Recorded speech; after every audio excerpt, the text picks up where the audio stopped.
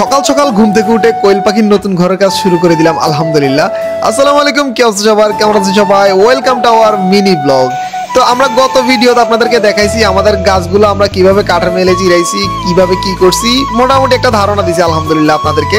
তো আজকে আমরা মূলত কাজটা শুরু করতেছি আমাদের ঘরের। আমাদের ঘরটা করতে অবশ্যই কয়েকটা দিন লাগবে। তো আমরা করতেছি মূলত এক চালা ঘর, আমাদের গ্রামের ভাষায় যেটারে এক চালা ঘর বলে আর কি। আপনাদের কি বলে আপনারা একটু কমেন্ট করে জানাইন। যেহেতু আমরা পাখি রাখবো ওরকম দোচালা চারচালা ঘর আমাদের প্রয়োজন নাই, তো আমরা অল্প খরচের মধ্যে কিভাবে সারা যায় সেটাই সবচেয়ে আমরা চেষ্টা করতেছি। ঠিক আছে, বাজেট একদমই কম, সোজা কথা। তো ইনশাল্লাহ আমাদের প্রতিদিনের ব্লগে ডে বাই ডে আপনারা দেখবেন আমাদের ঘরগুলো কিভাবে সম্পূর্ণ হয়। আসলে দীর্ঘদিন ধরে আমরা বাচ্চা পাখি বেশি বিক্রি করতেছি আর বড় মহিলা পাখি খুবই কম বিক্রি করতেছি, কারণ আমাদের হাতে ওরকম জায়গা ছিল না, পর্যাপ্ত পরিমাণে রুম ছিল না।